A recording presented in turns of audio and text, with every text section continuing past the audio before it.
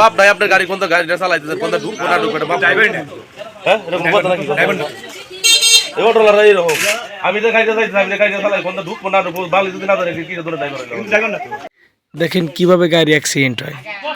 Line ছাড়া বেলাইনে চললে তো গাড়ি অ্যাক্সিডেন্ট হবেই। আর হচ্ছে চোরের মার বড় গলা একটা কথা বলে কথা আছে না, চলেন একটু সামনে আপনাদের দেখানোর চেষ্টা করি যে কিভাবে অ্যাক্সিডেন্ট করছে, দোষ করেও অন্যকে দোষ দেওয়ার চেষ্টা করে। আপনারাও বলবেন প্রকৃত দোষীকে, আপনারা কমেন্ট বক্সে অবশ্যই কমেন্ট করে যাবেন। আপনাদের আমি সামনে এগিয়ে যেয়ে দেখাই, আপনাদের না দেখাইলে আপনারা বুঝতে পারবেন না। তিনটা অটো একসাথে দেখেন, এই গাড়িটা বাম সাইডে আছে, ওই গাড়িটা ডাইন সাইডে আছে, আর এই গাড়িটা মাঝখান থেকে ঢুকাইতেছে দেখেন।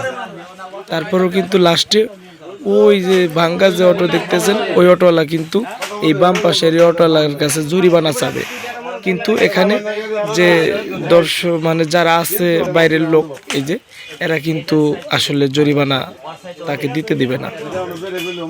লাস্ট পর্যন্ত দেখতে থাকুন।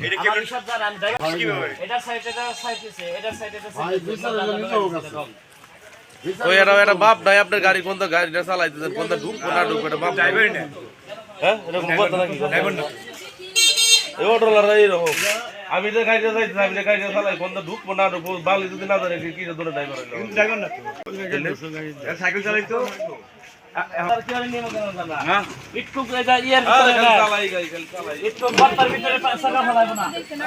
ভিডিওটা বেশি বেশি করে শেয়ার করে দিবেন, সবাই যেন সতর্ক হতে পারে। আর সতর্ক না হলে এভাবে অ্যাক্সিডেন্ট হতেই থাকবে, মানুষের ক্ষতি হতে পারে বড় ধরনের।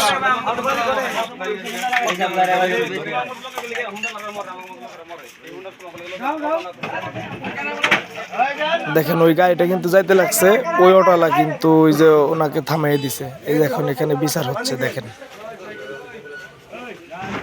এই কারণেই কিন্তু আমি বলেছিলাম যে চোরের মায়ের বড় গলা। দেখেন সে অন্যায় করে, অন্যায় স্বীকার না করে তাকে বোঝায়, ভালো করে বোঝাইতেছে যে অন্যায়টা সেই করেছে, তার কাছে জরিমানা চাচ্ছে।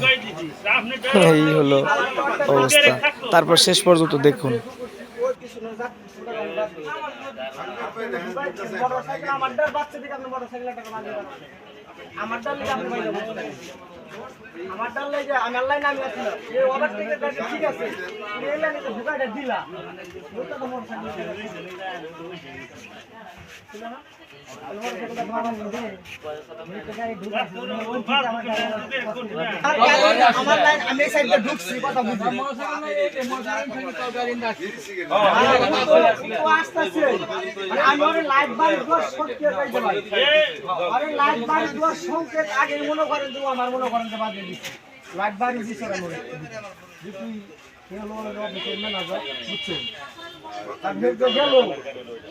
আমার গাড়ি নিয়ে গেছে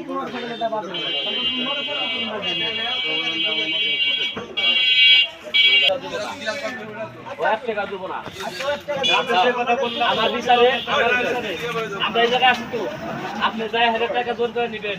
হ্যাঁ এইবার আবার আমার কাছে কইবো, হ্যাঁ ওই টাকা আপনার ফেরত দিতে হবে। আপনার রং হয়েছে, আপনি মনে করেন যে এলাকায় আবার মানবেন আবার।